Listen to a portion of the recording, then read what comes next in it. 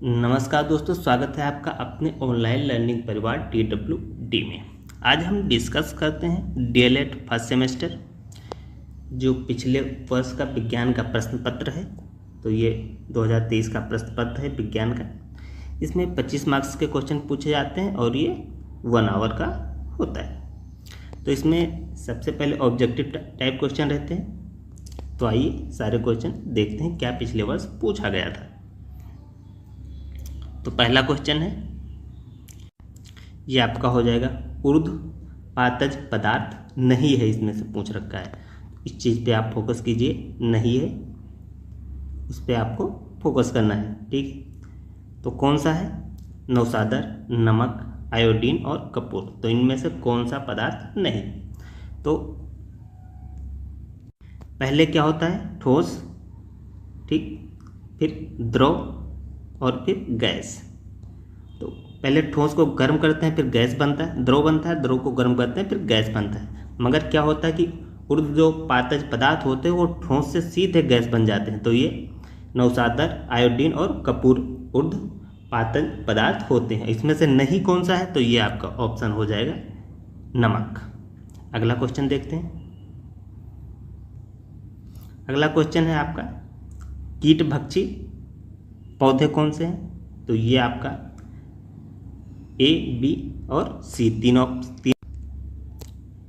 Nepenthes और आपका हो जाएगा सेंड्रू और वीनस। तो कौन सा हो जाएगा? ये सारे के सारे कीटभक्षी पौधे होते हैं। ये नाइट्रोजन कमी वाले स्थानों पे पाए जाते हैं। तो नाइट्रोजन की कमी पूरा करने के लिए कीटों का भक्षण करते हैं। अगला क्वेश्चन देखते हैं। नमक के विलयन से नमक प्राप्त करने की विधि कौन सा? वाष्पन है, छानन है, निथारन है, कौन सी विधि हो जाएगी? तो ये आपका हो जाएगा ऑप्शन A। ये आपका वाष्पन विधि द्वारा हम प्राप्त करते हैं। तो आइए अगला ऑप्शन देख लेते हैं।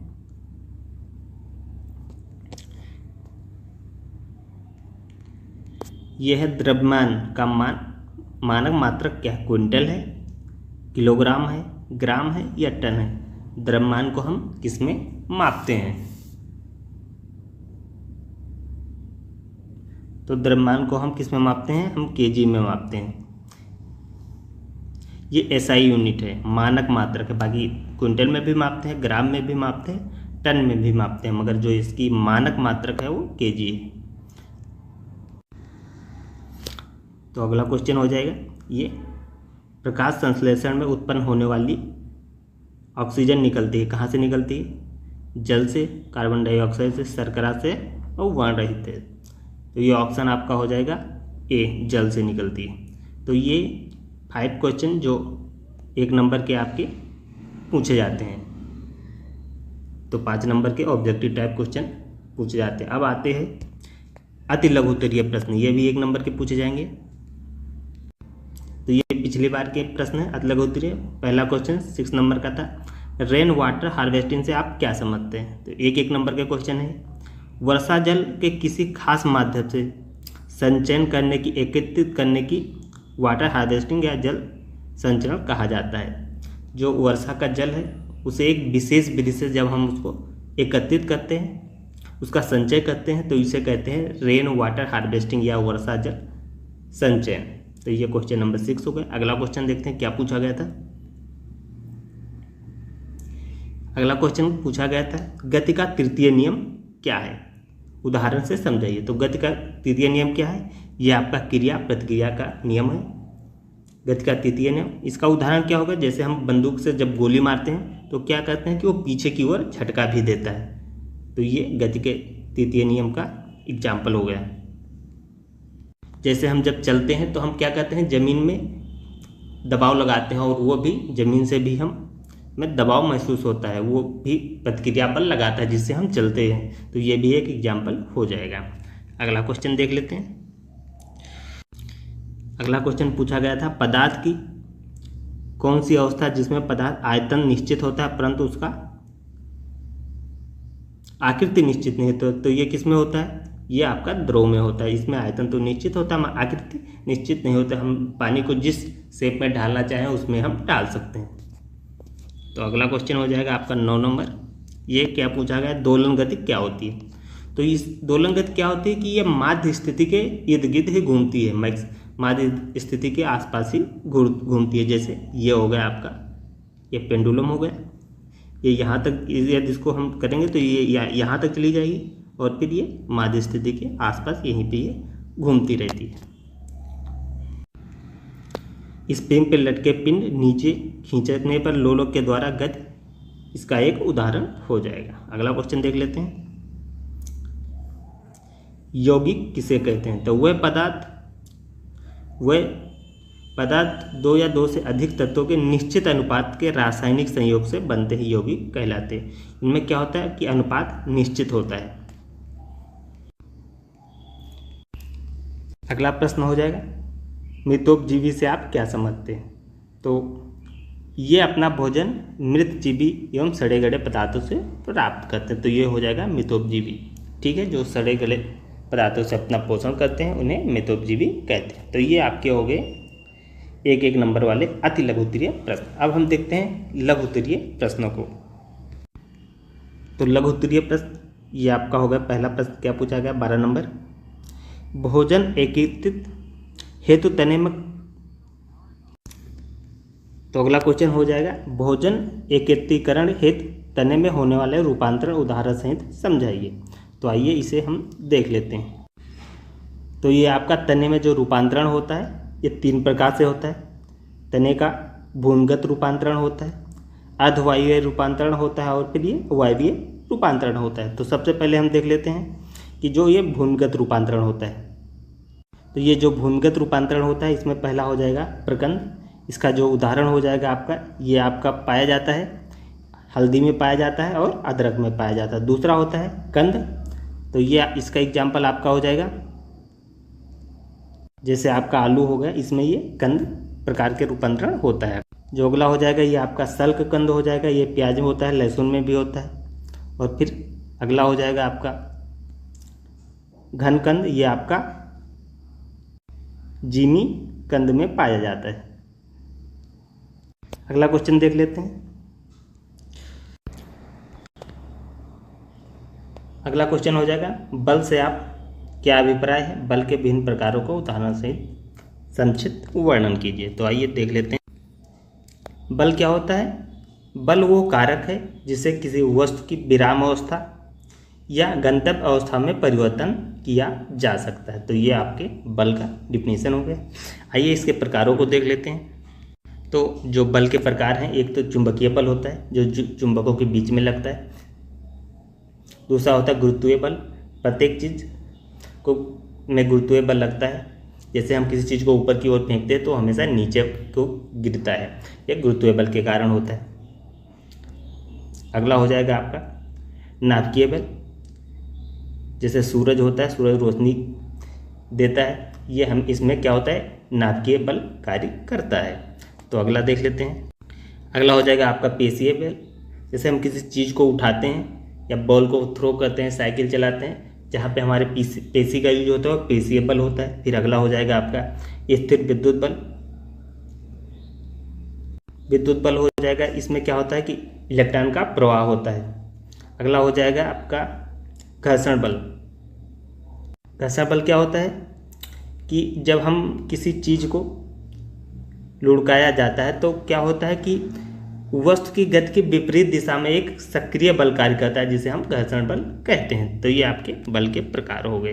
अगला क्वेश्चन आपका हो जाएगा, ठोस द्रव एवं गैस के आणविक संरचना का वर्णन कीजिए। आइए इसे देख लेते हैं। तो ये आपका होगा ठोस। ठोस में क्या होता है, आणविक संरचना ये आपकी होगी। इसमें क्या होता है, ये जो बीच में जो गैप है इसे कहते हैं अंतरा आणविक अवकाश। तो ठोसों में क्या होता है, अंतरा आणविक अवकाश ये बहुत कम होता है। यहाँ पे अणु क्या होते हैं, बहुत पास पास होते हैं। आइए गैस में देख लेते हैं और द्रव। तो क्या होता है कि ठोस की तुलना में इन पे अणु जो होते हैं इसमें अंतरा आणविक अवकाश ज़्यादा होता है, इनके अणु दूर दूर होते हैं।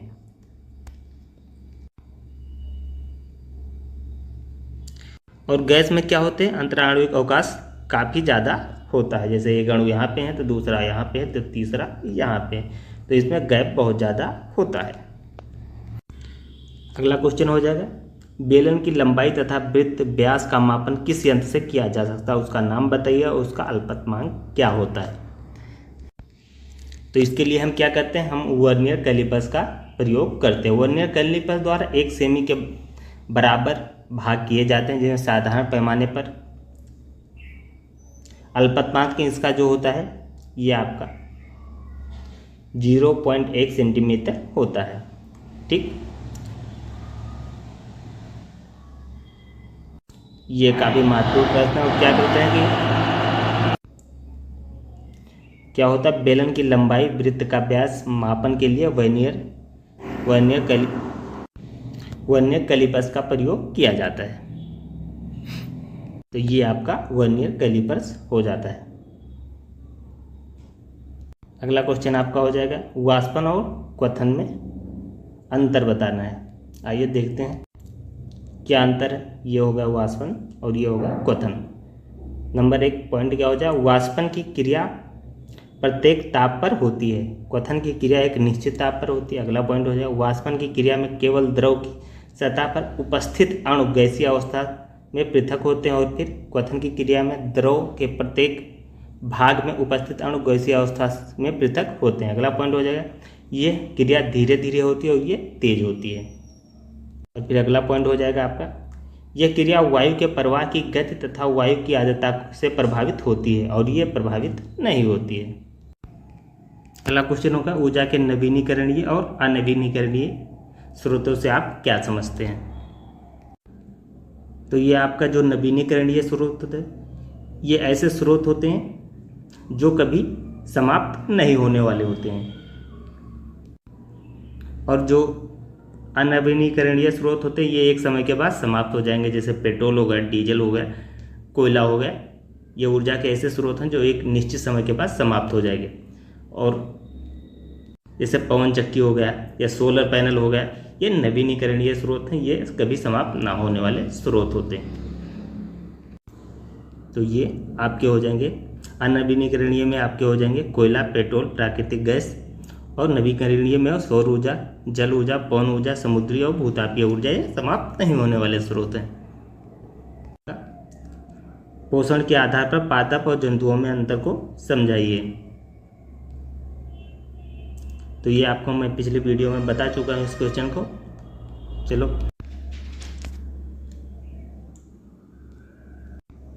पौधे क्या होते हैं कि एक स्थान स्थिर रहते हैं, वह एक स्थान से दूसरे स्थान पर गति नहीं करते हैं, और जंतु ऐसा करते हैं।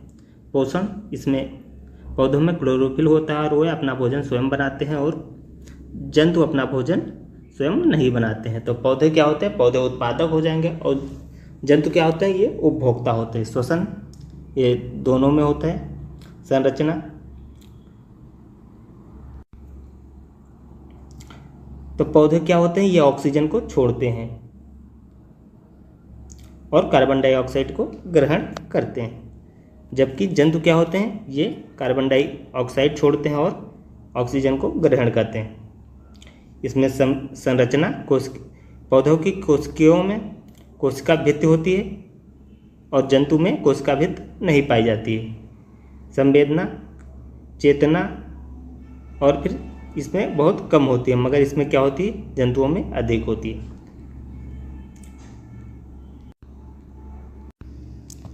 तो ये आप लोग कमेंट करके बताइएगा ये क्लास आप लोगों को कैसी लगी। इसे लाइक करें, शेयर करें और चैनल को सब्सक्राइब करके बेल आइकन दबा दें।